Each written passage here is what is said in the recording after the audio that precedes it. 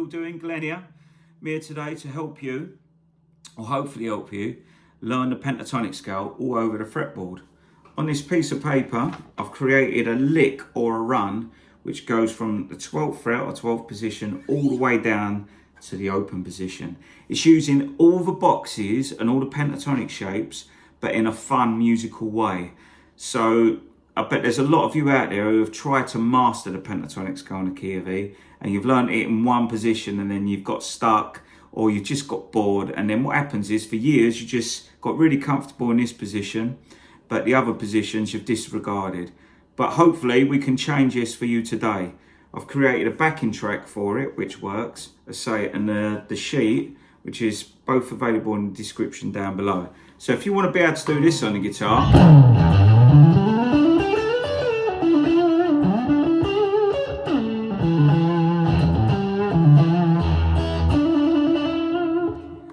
and be free to go where you want, not hit wrong notes or use other notes from other scales, then this will help you and hopefully get you out of that brick wall, whatever you want to call, you're stuck, whatever you want to call it, you're stuck in a rut. Remember, I don't edit my videos, so if I mix up the words, just, you know, it's just time saving. You know what I mean. At the end of this video, there's going to be a bit added on where because a few people have asked, like, how do you record your stuff at home? What is your home setup? So there's be a bit of that at the end. So basically, this is the backing track, and this is the scale going all over the fretboard with it. And then I'm going to show you how to learn it, because that is the thing. It's okay having this information and just, you know, great. You don't have to use my stuff. There's loads of stuff out there, but it's the approach, what you're looking for. How can you get the results quick without getting bored? I mean, none of this is quick, but there is easier ways of doing it. So this is it.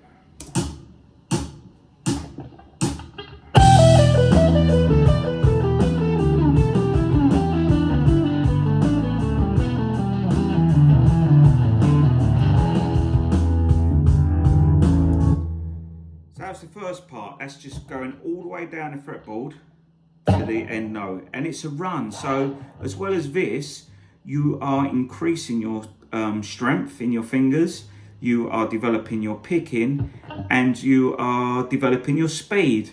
So now I'm going to go back the other way with it. So we're going to work our way back up. So you got this.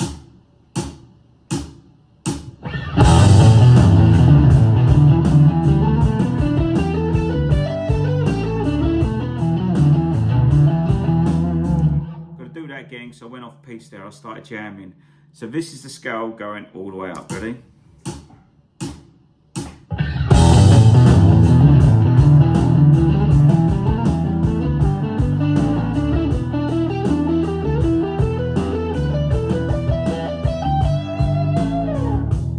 Or actually at the end there I'll put a bend.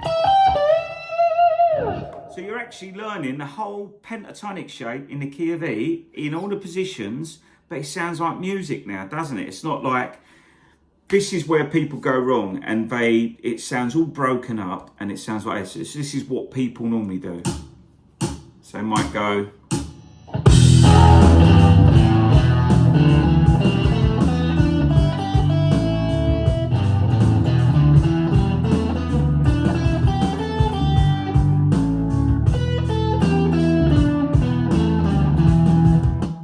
Sound like that anymore. That sounds like you're learning it.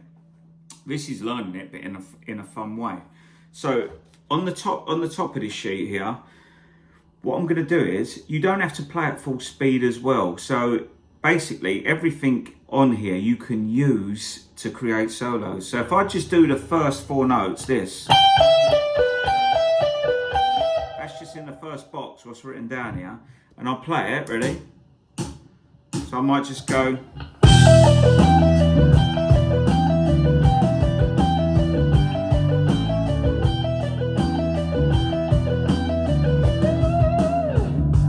I'll put a bend on at the end, but basically I just worked on that one little snippet there. Now if that's too fast for you, you can just do it half speed, so don't worry about getting the speed up.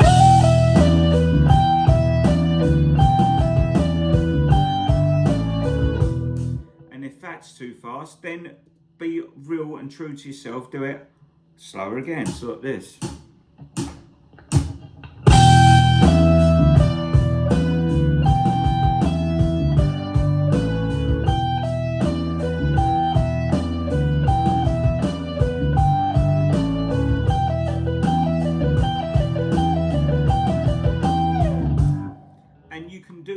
All the way through this sheet. You take one chunk with this backing track and you keep looping it and playing it until you've got it, yeah? Now, we could spend ages on this, but I think you get the idea of what to do. It's down to you to break it down and just take one little piece of it at a time to get the results. Now what I'm going to show you what to do is creating solos with it or jumping around. So when you see a guitarist who's free flowing over that fretboard, he has, or she has, mastered it, yeah? They know where to go, so they make it look effortless and it's easy, but you can do that, yeah? So what I'm going to show you next, I'm just going to do a lick in the 12th position, yeah? Then I'm going to go to the 7th position, and then I'm going to end up here. I don't know what I'm going to do yet, but they're just going to be some ideas. And this is what you can do. So when you've learnt the whole shape up or down, then take little parts of it and link them together. So I might, let's have a look. I'm gonna go for, might use the first box in 12th position I've got, and then I might use, I don't know, the third part of the 7th position. And then from there, we'll see what I do. So here we go. Here we go.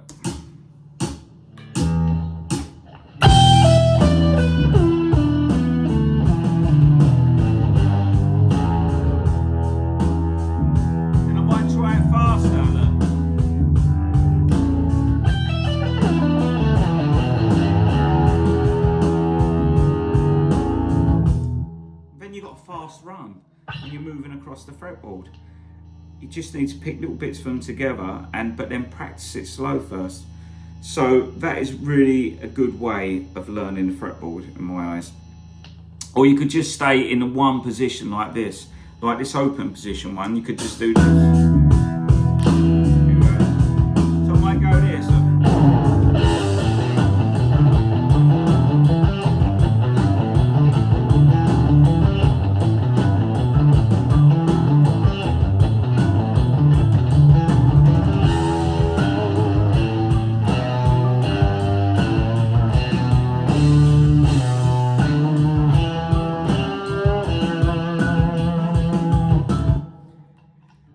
Fun. It sounds like I'm doing a solo. So now what I'm going to do, we're coming to the end of it really, I'm just going to jam over the whole backing track using this sheet. As I say, they're available both in the description down below. I'm just going to jam so you can hear the whole lot of it, what it is. It's like a live band kind of groove what I put together, because sometimes when you're learning and when you're playing on your own, it can sound very sterile and you've got nothing to feed off. So this is like I'm playing along with a live cooking band, do you know what I mean, in a club.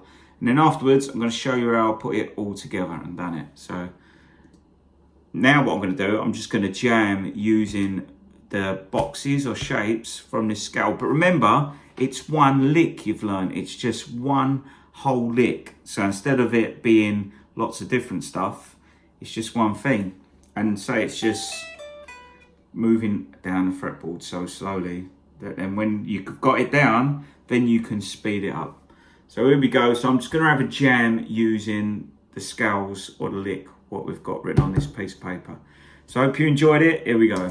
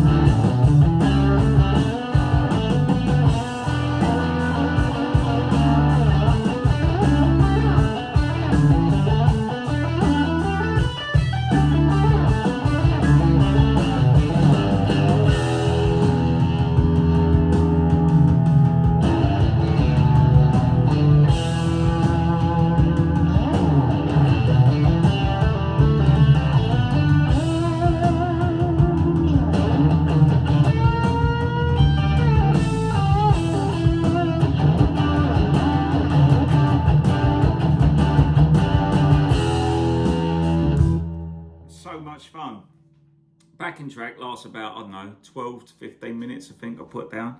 So if you learn the shape and play over that for 12, 15 minutes a day, that is a lot of practice you're putting in to get results. So anyway, what I'm going to do now, I'm going to put together the video of how I recorded this. Yeah, so I'm just going to tell you about it.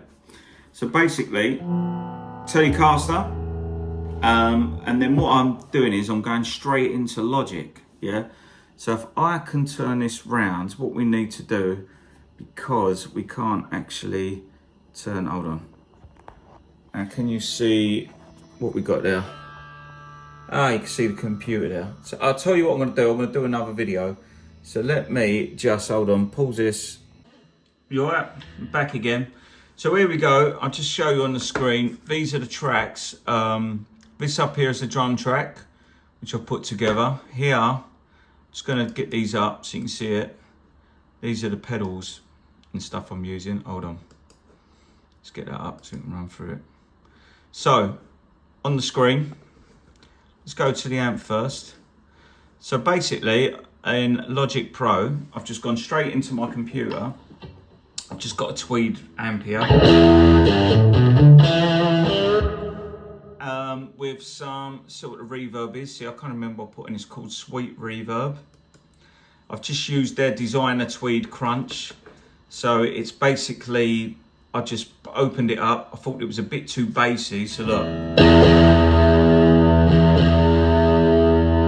So I brought that down to number 2, because when you're playing in the track, it might sound great on its own, but then in the track, the bass is too much. So this is, yeah, this is like with a load of reverb. And then you've got all these effects here. Here is a tape delay. So if I just, it's not really doing much actually when I listen to it, but it just makes it feel a bit bigger. So they're on there. And then here is my drum track I created for you. So you got this, look. Look.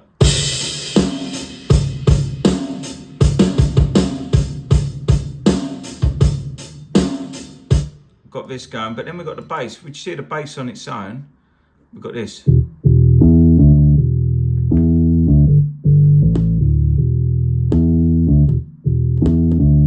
Then we've got the drums together, look.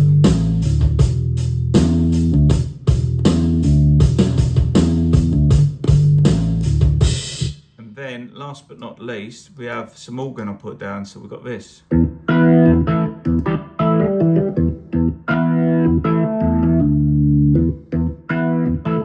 When you put it together, you've got this.